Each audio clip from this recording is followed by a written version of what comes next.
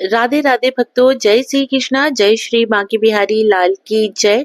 भक्तों, आपका मेरे YouTube चैनल कृष्ण भक्त की दुनिया में बहुत बहुत स्वागत है। भक्तों, आज के वीडियो में हम जानेंगे कि रामनवमी की सरल पूजा विधि क्या है। तो भक्तों, रामनवमी के दिन पूजा करने से भक्तों के जीवन में सुख, शांति और समृद्धि का वास होता है। इस दिन श्रद्धालु भगवान श्री राम की पूजा करने के साथ साथ उनके आदर्शों को अपनाने का प्रयास करते हैं। भक्तों, रामनवमी की पूजा करने के लिए सबसे पहले आप जहाँ पर आप पूजा कर रहे हैं उस स्थान को आप अच्छे से साफ कर लीजिए, अच्छे से चौक पूर लीजिए और उसके ऊपर अच्छा पाटा बिछा लीजिए और उस पर पीले रंग का आसन बिछा लीजिए। फिर हम उसमें प्रभु श्री रामचंद्र जी की फोटो या हम उनकी प्रतिमा को विराजमान करेंगे और साथ में हम रामायण ग्रंथ को भी रखेंगे। अब हम भगवान श्री राम जी का ध्यान करते हुए उनका आह्वान करेंगे। इसके बाद हम थोड़े से अक्षत लेंगे और हम उस पे भगवान गणेश जी को विराजमान करेंगे। इसके बाद हम सभी का शुद्धिकरण करेंगे। तो यहाँ पे भक्तों, मैंने 1 लोटा जल ले लिया है और पुष्प से मैं सभी का शुद्धिकरण करूंगी। यहाँ मैंने भगवान गणेश जी का और मैंने रामायण ग्रंथ का और प्रभु श्री रामचंद्र जी का मैंने शुद्धिकरण किया है। उसके बाद हम पूजा प्रारंभ करेंगे। तो देखिए, सबसे पहले हम दीप प्रज्वलित करेंगे। प्रभु श्री रामचंद्र जी के जन्मोत्सव पर जितना हो सके आप उतने दिए प्रकाशमय कर सकते हैं, आप प्रज्वलित कर सकते हैं। आप एक दिए से भी पूजन कर सकते हैं। आप चाहें तो 5, 7, 11, 21, 51 जितने आप चाहें उतने दिए आप प्रज्वलित कर सकते हैं। इसके बाद हम भगवान गणेश जी का तिलक करेंगे। देखिए भक्तों, यहाँ पर आपको जो आप दिए ले रहे हैं वो आप जितने चाहें आप यथासंभव आप ले सकते हैं और जिस तरीके से आप हम दिवाली में हम दीप प्रज्वलित करते हैं उस तरीके से आप अपने घर को भी प्रकाशमय कर सकते हैं। तो इस दिन भी आप जरूर दिवाली के जैसे आप दिए जरूर प्रकाशमय करें, अपने घर के हर कोने पर आप दीप प्रज्वलित करें। उसके बाद फिर आप भगवान गणेश जी को आप उनका पूजन कीजिए। तो सबसे पहले गणपति जी को हम तिलक करेंगे। शुद्धिकरण मैं पहले कर चुकी हूँ, तो अब मैं यहाँ तिलक करूंगी।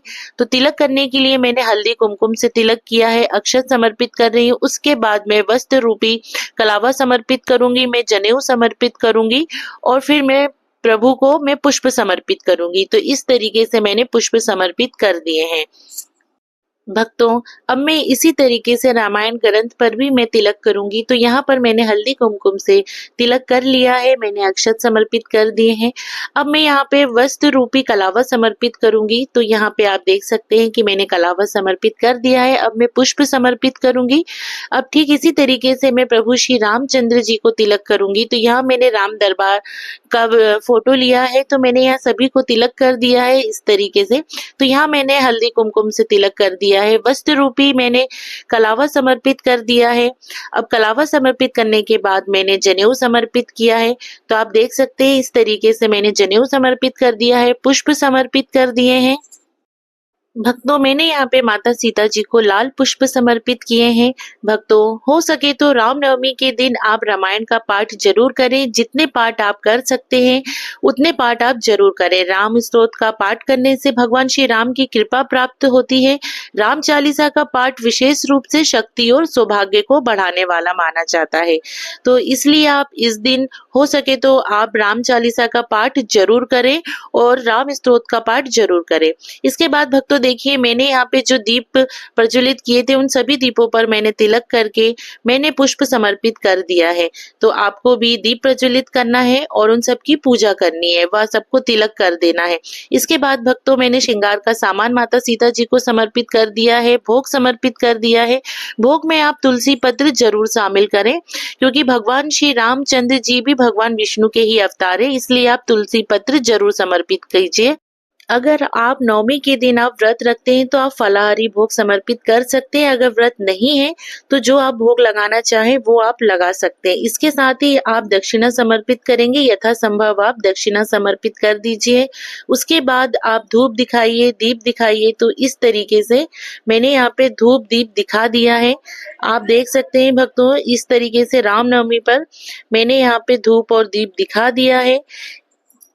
भक्तों, आरती के लिए आप कपूर आरती ले सकते हैं। मैं कपूर आरती करूँगी। तो जब आप आरती करें तो सबसे पहले आप भगवान गणेश जी की आरती कीजिए, उसके बाद प्रभु श्री रामचंद्र जी की आरती कीजिए। इस तरीके से हमें पूजन करनी है। और जो आप चाहें तो जो सामने आपने दीप लगाए हैं, आप उसमें से एक दीप उठा के भी आप आरती कर सकते हैं, लेकिन मैंने यहाँ अलग से कपूर आरती कर रही हूँ। तो इस तरीके से आपको आरती करनी है। आरती करने के बाद हम पूजा में हो रही कमियों के लिए हम क्षमा याचना करेंगे, और जो आपकी मनोकामना है वो हम पूर्ण करने के लिए प्रभु श्री रामचंद्र जी से प्रार्थना करेंगे।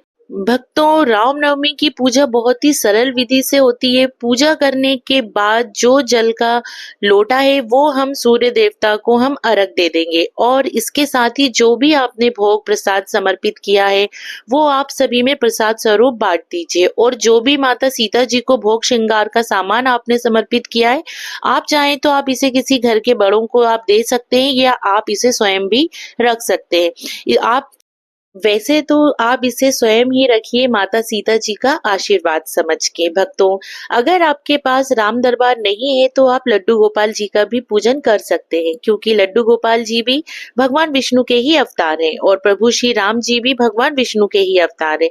इसलिए आप लड्डू गोपाल जी की भी पूजा रामनवमी के दिन कर सकते हैं। तो भक्तों, ये आपको मेरा छोटा सा वीडियो रामनवमी की पूजा का सरल विधि आपको कैसी लगी? अगर आपको मेरा ये वीडियो पसंद आया हो तो मेरे वीडियो को लाइक कीजिए और मेरे चैनल को सब्सक्राइब कीजिए, और साथ में बेल आइकन जरूर प्रेस कीजिए, ताकि मेरी आने वाली वीडियो का नोटिफिकेशन आप भक्तों को मिलता रहे। तो आप सभी भक्तों को प्रेम पूर्वक राधे राधे। जय श्री कृष्णा, जय श्री बांके बिहारी लाल की जय।